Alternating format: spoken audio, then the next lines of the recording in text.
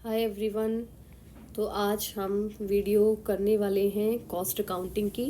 Cost accounting semester 4 का BCom programme, BCom honours दोनों में ही एक कंपलसरी पेपर है और ये एसओएल रेगुलर एनसी वेब के लिए दोनों के लिए ही वैलिड है। ठीक है, तो सिलेबस अब हम डिस्कस करेंगे। तो एक ही बार मैं ये सिलेबस डिस्कस करूँगी, वो सबके लिए वैलिड है क्योंकि सिलेबस सेम है। तो यूनिट 1 की अगर हम बात करें क्या क्या आएगा आपकी कॉस्ट अकाउंटिंग में, meaning, scope, objectives and advantages of cost accounting, तो ये आपका थ्योरी पार्ट है।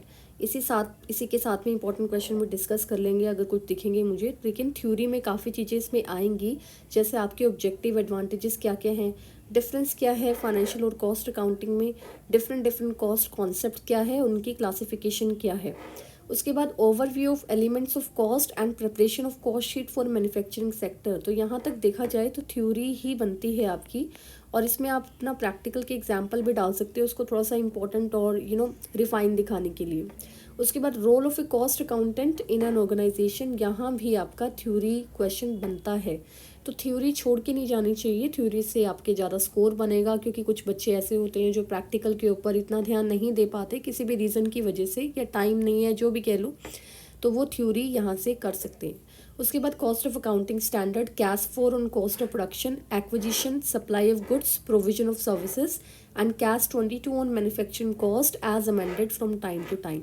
एक इम्पॉर्टेंट थिंग इसमें देखने लायक वो ये है कि ये जो सिलेबस है ये अपडेटेड है, अभी जो ये लेटेस्ट आया है उसके ऊपर है।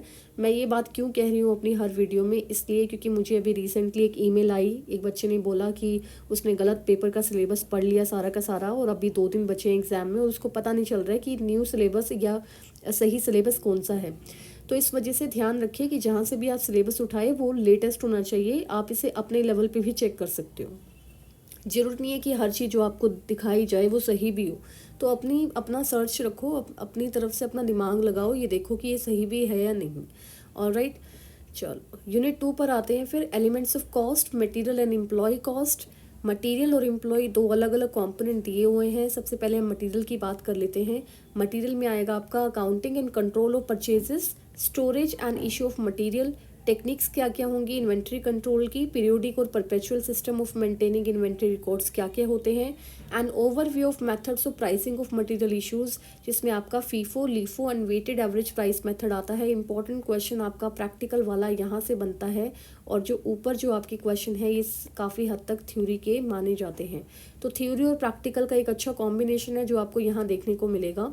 Valuation of material as per CAS 6 on material cost, accounting treatment of losses, wastage, scrap, spoilage and defective, इसके ऊपर भी प्रैक्टिकल क्वेश्चन आते हैं। ठीक है, तो प्रैक्टिकल क्वेश्चन आते हैं यहाँ पर भी।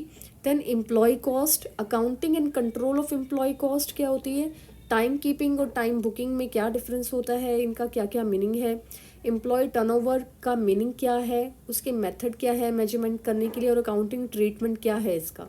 तो देखा जाए तो ओवरऑल ये थ्योरी भी है, साथ में साथ प्रैक्टिकल भी साउंड हो रहा है। ठीक है, तो आपको ये दोनों चीज़ें ध्यान से देखनी है। Concept and treatment of idle time and over time, ये दोनों क्या क्या है और उसको कैसे ट्रीट किया जाता है, इसकी एंट्रीज क्या क्या होंगी इस तरह से, और इसमें न्यूमेरिकल क्वेश्चन का भी एग्जाम्पल आप दे सकते हो। साथ ही साथ मेथड ऑफ वेज पेमेंट और इंसेंटिव स्कीम्स क्या क्या है, हाल से रोवन टेलर्स डिफरेंशियल पीस वे सिस्टम। अब यहाँ पे थ्योरी क्वेश्चन भी बनता है आपका, साथ ही साथ प्रैक्टिकल क्वेश्चन भी बनता है। तो बहुत अच्छे चांसेस है कि आपको थ्योरी क्वेश्चन भी बहुत सारे मिलेंगे, साथ ही साथ प्रैक्टिकल क्वेश्चन भी इसमें नजर आएंगे, जो इतना डिफिकल्ट नहीं है जैसा आपको देखने पे लग रहा है। सिलेबस थोड़ा सा ज़्यादा लग सकता है आपको, लेकिन अगर स्टार्टिंग से करोगे तो it will be your under control. Otherwise जब बिल्कुल एंड आ जाएगा तो फिर यूट्यूब पे जाओगे, नहीं समझ आएगा, तो बेटर है कि साथ के साथ स्टार्टिंग से करें ये चीज़ें।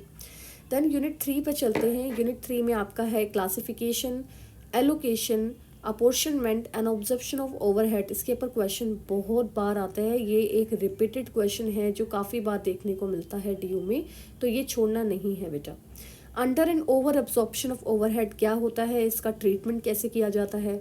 फिर उसके बाद कैपेसिटी लेवल्स और कॉस्ट के ऊपर क्वेश्चन आते हैं। Treatment of certain items in costing like interest and financing charges, उनको कैसे ट्रीट किया जाएगा, पैकिंग एक्सपेंसेस को कैसे ट्रीट किया जाएगा, बैड डेट्स कैसे होंगे, रिसर्च एंड डेवलपमेंट कॉस्ट को कैसे हैंडल किया जाएगा। तो ये देखा जाए तो छोटा सा टॉपिक है और स्कोरिंग भी है, तो ये आप अच्छे से कर पाओगे तो स्कोर भी अच्छा बनेगा।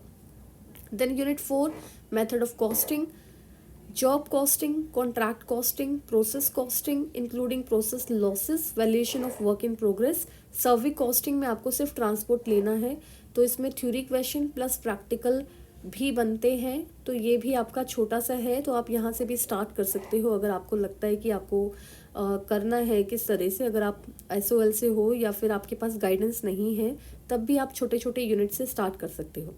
Then unit 5 is cost accounting bookkeeping system and overview of integral and non integral system। ये थ्योरी क्वेश्चन बनता है बेटा आपका।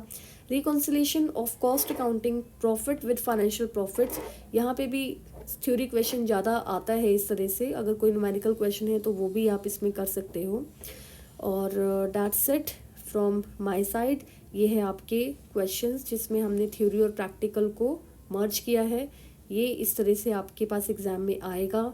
अपडेटेड सिलेबस है ये, और सिलेबस के लिए कोई कन्फ्यूजन में मत रखना है, ये मैंने अपडेटेड सिलेबस ही लिया है, आप अपने लेवल पे भी चेक कर सकते हैं इसको। ठीक है, तो thank you so much for watching, all the best for your coming semester. Thank you.